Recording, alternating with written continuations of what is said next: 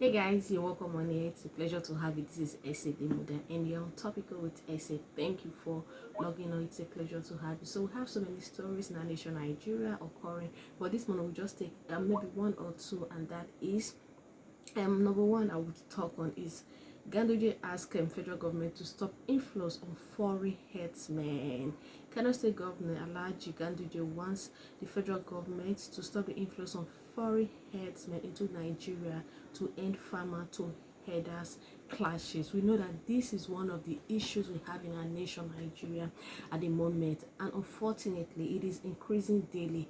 Times when you feel, oh, it is a bit, there is even a bit, it is declining, the next moment you hear there were killings in a particular community, and then this is really not so encouraging in any form, as farmers now really are afraid of securing their land, farming and other activities or arable farming which are supposed to be done on this farm, and some of these things are what are supposed to provide the food product and cash products we need in our nation Nigeria. Farmers are living, are fleeing, let's even not run, they are fleeing from the land because of the incessant killing, especially, is it only in the northern? No, in all parts of Nigeria, but the most, I think we're a bit free in Lagos here, not very, a bit free in the metropolitan city of Lagos because of the population, but every other state in Nigeria has been affected, with Middle Belt being the worst hit. Yes, they've all flee. Most of them, some of them have flee communities. They are in they are in IDPs and other places. I think it is time for the government to really intervene, because like what he's saying now, meaning whatever is happening in those areas as regards to insecurity, it is not just the Nigerian outside Fulanis that are doing it. It is an influx of people coming into the country through the borders. I think the Chads, the Nigers, and then the Camerooners are really, so it should be one of those people from one of the borders finding their way into Nigeria that are causing this havoc in this area. We should know that insecurity is one of the menaces in any society. And just recently, we got a report yesterday or today that about 7 million Nigerians will be in hunger between the month of June, July, August, and the next 3 months. And we know this is actually supposed to be the very peak period of harvesting. Maize is supposed to be at this time. Other other products are actually supposed to be in the market now, but in the process of the pandemic situation, there have been so many losses by farmers, especially those who were unable to get their crops or the food items to the urban area, especially for the perishable ones. So there's been a lot of losses. Some are mourning their losses, some even before now had run out of their farm. So farming is limited, is reduced to the barest minimum. So if we have a situation like this on the ground already, even before the pandemic situation, of course there would always be shortage of food products. The harvest will be lean, and when the harvest is late, what happens? There's scarcity of food commodities, and when there's scarcity of food commodities, what happens? Everybody cannot purchase this, and this always has an effect, a very negative one, on the poorer masses, those who cannot really afford this food and services. So these are the reasons. This is where poverty rages into the country. This is where there is hunger, there's a lot of poverty. We know that these are two of the very first sustainable development goals, and when a country is struggling to survive on this, honestly, it is a very big problem. Hunger for the normal person, at least you can't even feed yourself a day, and we know the range of average, the poverty level is when you live beyond $2 a day. That's about 800 naira, $750 to $800, depends on the conversion rate. So this time we're also hearing stories every now and then. I think I guess all whatever he has said, he has his own issues and problems, but I think it is time for the federal government to actually look into this situation. Then the state governors and other security agencies in all states, the state governors, they are the chief executive officers of their state. I don't see, and I see a whole lot of reason.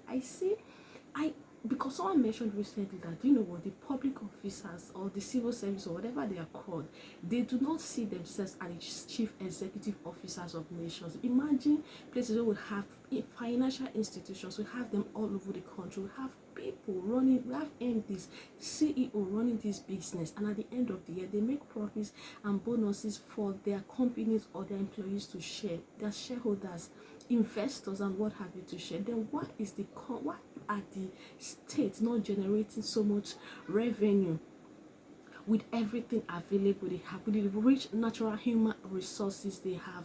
Sometimes when you look at what is happening in our nation, you see that we have a lot of people who are actually willing to invest in Nigeria, even those in diaspora, very ready to invest in different sectors in Nigeria. But when they come back home, God, some of them are really swallowed up. Their businesses is not given a second thought. Even some, they get to the extent of maturity, and before you know it, everything slides down. I was listening to news recently of one aluminum company in Calabar that is supposed to have taken off by now, so that would be another segment or another area where there's production of aluminum. So there should be divestment, or what is it called, in Nigeria. But when this is really ongoing, it's a big lot of problem. But now my major focus is on insecurity. Insecurity is on the very high side in Nigeria, leading to food shortages, loss of life, unjustly loss of life, insecurity, then food shortages, hunger and poverty. I think it is time for the government, in my own opinion, I think it is time for the government to intervene in this situation. There should be and now the governor of Kano State is calling on the federal government specifically to intervene in this situation. He has to intervene because this clash eventually has to stop. We need both items. We need meat, we need food, we need all kind of meat they rare. We also need food. But being violent towards the opponent, possessing their land because you want to feed your cattle, your animals, is not the best. I think there should be an end to this menace. It's a menace because this thing is taking forever, and the federal government they are not doing enough to stop this insecurity. Don't forget, we have Boko Haram, we have Niger Delta militants, we have other people springing up in all communities claiming undue rights. But for what about the farmers that actually want to work, that want to feed the nation? Why would they not be protected? Sometimes they are invaded, the communities are invaded at night, and people are killed, children are killed, women are killed. And you want peace to reign? No, it is time really for the government to intervene in this situation. Then the governors of each state, the security personnel, commissioner of police, I just hope they swing into action and solve this problem once and for all. Then what about shortages of food? There will definitely be shortage of food. I was trying to see if I could read anything. Okay, but this is on the grazing. I don't want to read.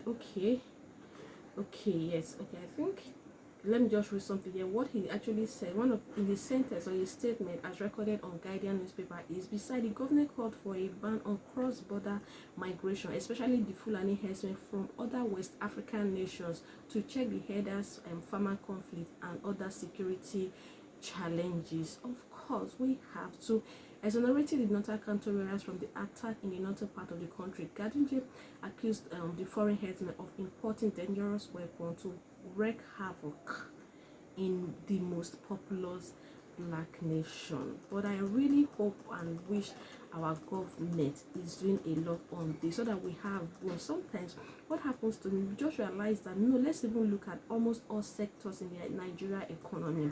There is always one negative story every now and then. When are we going to have more? Even in agriculture, when we have vast arable farming, we're still struggling.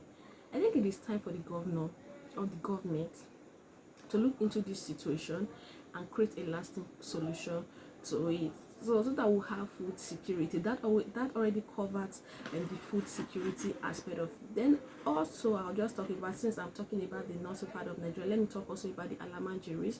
To a very large extent, some of the governors in the northern part of Nigeria are actually creating opportunity for them, like providing schools for them, a good system where they will be able to learn. Some have taken them home where they will be able to learn, then become a better part of the society. I think this is a very, very good and great initiative if harnessed properly, so to eventually meet the needs, while the Alamajiri system is upheld every now and then, because this is an offshoot of who we are in this country. This is our community, this is our children, they are our kids. They did not give birth to themselves.